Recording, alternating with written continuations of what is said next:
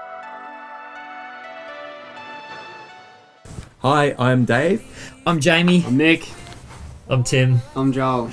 And we are all part of a band called Selahphonic. And Selahphonic is a band that love using music and film to communicate messages of hope. That's who we are. Selahphonic was originally created because I hated school. I didn't enjoy the place at all, purely because of the battles I had myself when I was at school, and over how I looked with my hand and how I looked physically, because I was really chubby as a kid. And I remember feeling just so alone in that kind of place.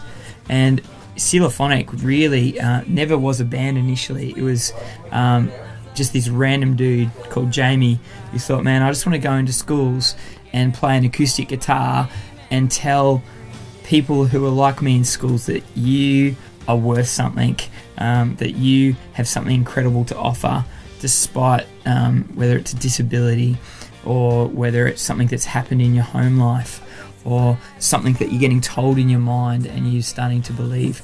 I just really felt like Selahphonic exists just to be able to speak into that stuff and say a lot of that's crap. That's kind of where it all birthed from.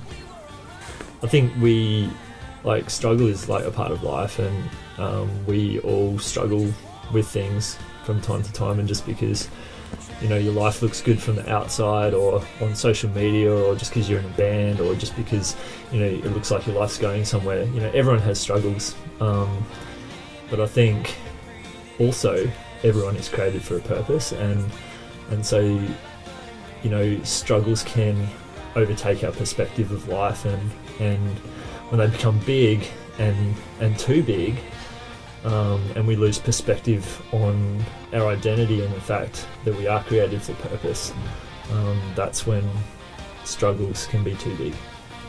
And so I think part of the answer and part of our heart is just to encourage people in the way that we've been encouraged, that we do have purpose and we do have an identity, and a destiny that's greater than the struggles in our life will tell us. And that's our heart. When I was in grade 10, I felt as though my relationship with my family wasn't great. I felt I didn't realise the purpose I was made for, and I felt in a place of pain.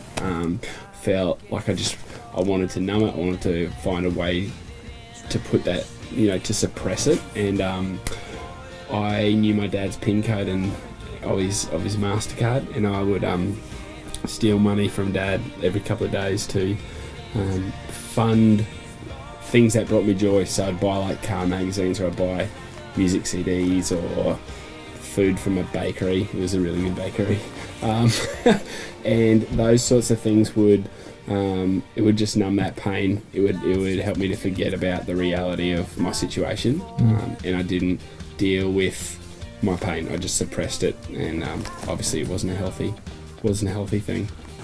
For me, when it comes to dealing with pain, for myself, when it came to my hand and when it came to topics like sexual abuse, the way that I numbed it was pretended it never happened, pretended it didn't affect me. But the reality was, at night I would go to bed and it would come back and haunt me, But the crazy thing for me was, when I was at the age of 20, I encountered God. Now, for some of you guys, that would freak you out, but for me, it was just this crazy experience of hearing my friends who knew about this God say, Jamie, there is someone that loves you for who you really are. There is someone that looks at you and said, you are unique and wonderfully made, and I have a purpose for you. And I've got to tell you, when I heard that shifted everything for me in a big way. Because trying to deal with it by yourself, there's only a certain distance you can make it.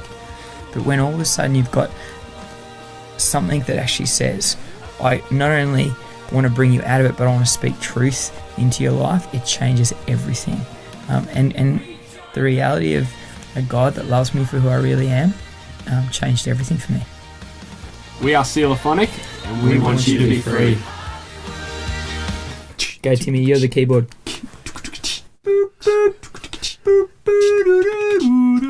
We need a harmony.